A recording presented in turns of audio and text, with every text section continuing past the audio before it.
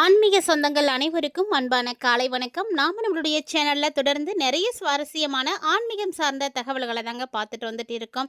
அந்த வரிசையில் வரக்கூடிய பௌர்ணமி அக்டோபர் மாதம் 6ஆம் தேதி அன்னைக்கு திங்கட்கிழமை அன்னைக்கு உருவாகி இருக்கு.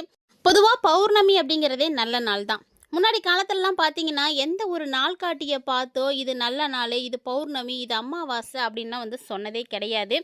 எல்லாமே பார்த்தீங்கன்னா ஒரு யூகம்தான்.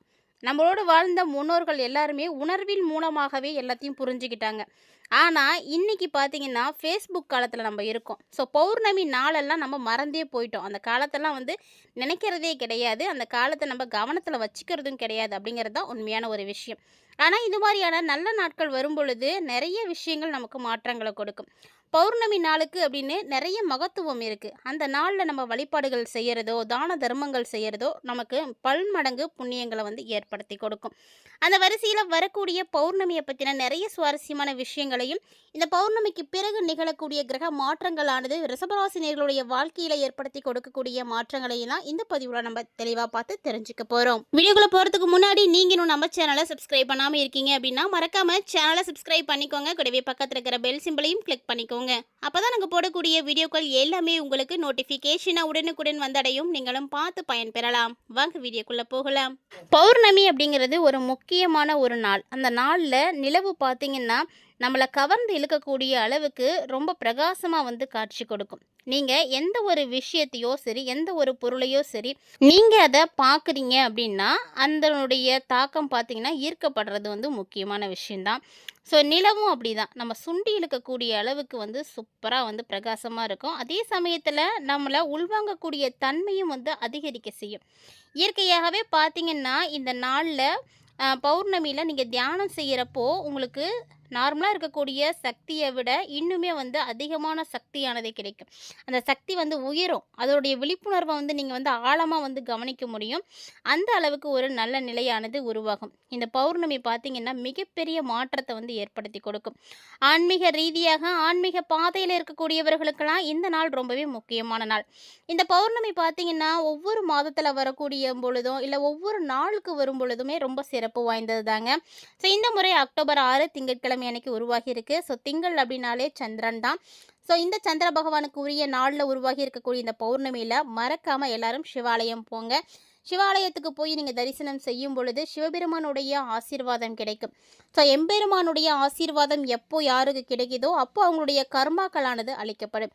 கர்மாக்கள் அழியும் பொழுது உங்களுடைய பாவ புண்ணியங்கள் எல்லாமே கழிஞ்சு உங்களுக்கு நிறைய விஷயங்கள் நல்லபடியாக நடக்கும்.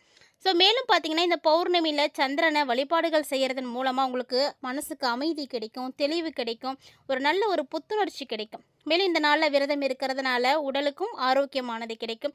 நிறைய விதமான சகல சௌபாக்கியங்களும் கிடைக்கும். கூடவே புண்ணிய நதிகள் இந்த நாளில் நீராடி நீங்கள் தானம் செஞ்சீங்க அப்படின்னா உங்களுக்கு செய்யக்கூடிய ஒவ்வொரு விதமான நல்ல செயல்களுமே உங்களுடைய பாவங்களை குறைச்சி தான் கொடுக்கும். இது மாதிரியான நிறைய விஷயங்களை இந்த பௌர்ணமி வழிபாடுகளானது உங்களுக்கு ஏற்படுத்தி கொடுக்கும். இந்த பௌர்ணமி நாளில் இன்னொரு விஷயம் கவனிக்கப்பட வேண்டியது அப்படின்னா இந்த நாளில் நம்ம செய்யக்கூடிய இறை வழிபாடு. பொதுவாக பௌர்ணமி அப்படின்னாலே சிவபெருமான் எம்பெருமானுடைய திருவண்ணாமலையில் வீற்றிருக்கக்கூடிய அருணாச்சலேஸ்வரர் ஆலயம் தான் எல்லாருக்கும் நினைவுக்கு வரும். ஏன்னா இங்கே இருக்கக்கூடிய அந்த மலை பாதையை நம்ம சுற்றி வருவதை கிரிவல பாதை அப்படின்னு சொல்கிறோம். இந்த கிரிவல பாதையை நம்ம வலம் வருவது ரொம்ப விசேஷமானது. ஸோ உங்களில் யாருக்கெல்லாம் பௌர்ணமியில் கிரிவலம் போயிட்டு வந்திருக்கக்கூடிய பாக்கியம் கிடைச்சிருக்கு அப்படின்னு மறக்காமல் கமெண்ட் பண்ணுங்கள். இந்த கிரிவலம் போகிறதுனால நிறைய நன்மைகள் ஏற்படும். ஸோ அதை பற்றிலாம் நம்ம தொடர்ந்து அடுத்தடுத்த பதிவுகளை பார்க்கலாம்.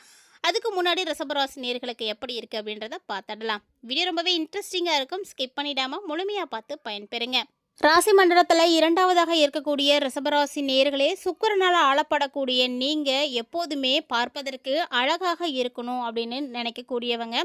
நிறைய விஷயங்களுக்காக பல்வேறு விதமான போராட்டங்களை தாண்டி இப்போது ஒரு நல்ல நிலைக்கு நீங்கள் உருவாகிட்டு இருக்கீங்க அப்படின்னு தான் சொல்லணும். எவ்வளவு பெரிய பிரச்சனைகள் சோதனைகள் இருந்தாலுமே கூட வரக்கூடிய நாட்களில் அது எல்லாமே உங்களுக்கு இருந்த இடம் தெரியாமல் காணாமல் போகக்கூடிய ஒரு அற்புதமான கிரக மாற்றங்கள் தான் உங்களுக்கு இந்த நேரத்தில் உருவாகி இருக்கு. ஸோ இந்த நாளுக்காக தான் இவ்வளவு நாளாக காத்துட்டு இருந்தோம் அப்படிங்கிற மாதிரி வரக்கூடிய கிரக மாற்றங்களானது உங்களுக்கு அப்படி ஒரு சிறப்பாக ஏற்படுத்தி கொடுக்க போகுது. ஏன்னா இந்த காலகட்டங்களில் உருவாகக்கூடிய கிரக மாற்றங்களானது பல்வேறு விதமான தடைகளை எல்லாம் நீங்கள் கடந்து வரக்கூடிய ஒரு நிலையை கொடுக்குதுங்க. இந்த தடைகளை தாண்டி நீங்கள் சாதிக்க வேண்டிய சூழ்நிலைகளை வந்து உருவாக்கி கொடுக்க போகுது. ஸோ எந்த ஒரு விஷயமா இருந்தாலுமே அதில் நீங்கள் தயக்கத்தை காட்டாமல் தொடர்ந்து வந்து முயற்சி பண்ணீங்க அப்படின்னா அதன் மூலமாக நிறைய வெற்றிகளை நீங்கள் வந்து பார்க்கலாம்.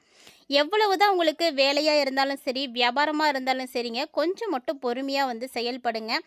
பொறுமையாக இருந்தீங்க அப்படின்னா இந்த டைமில் நீங்கள் நினைத்து பார்க்க முடியாத அளவுக்கு நல்ல மாற்றங்களை எல்லாத்தையுமே நீங்கள் வந்து உணர ஆரம்பிக்கலாம். கிட்டத்தட்ட பார்த்தீங்கன்னா ரிஷபராசி அன்பர்கள் இந்த ஒரு காலத்திற்காக தான் காத்திருந்தீங்க அப்படின்னே சொல்லணும். நிறைய விஷயங்களில் உங்களுக்கு மாற்றங்களானது ஏற்பட இருக்கு. அது மட்டும் இல்லாமல் இந்த காலகட்டங்களில் நீங்கள் யாரையும் அவ்வளவு சீக்கிரமாக வந்து பகச்சிக்க கூடாது. நீங்கள் யாருக்கிட்ட எல்லாம் பகைமையை காட்டுறீங்களோ அது எல்லாமே உங்களுக்கு திரும்ப வந்து பிரச்சனைகளாக வந்து வர ஆரம்பிச்சிடும். ஸோ இந்த நாளில் இந்த ஒரு விஷயத்தில் மட்டும் கவனமாக இருந்துக்கோங்க.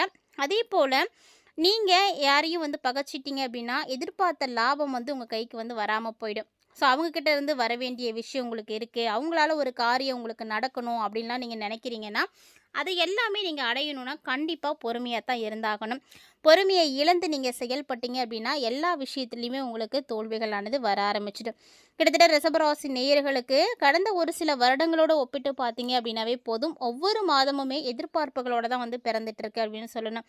இந்த மாதத்துலையாவது மாற்றங்கள் நிகழுமா அப்படின்ற மாதிரி நிறைய விஷயங்களை எதிர்பார்க்குறீங்க. ஸோ இன்னும் ஒரு சில நாட்களில் குரு வேறு அதிசார பயிற்சியாக போகிறாரு. இந்த குருவினுடைய அதிசார பயிற்சியானது உங்களுக்கு நிறைய வகையில் மாற்றங்களை கொடுக்க இருக்குது. ஸோ அதை பற்றி நம்ம அடுத்த பதிவில் பார்க்கலாம்.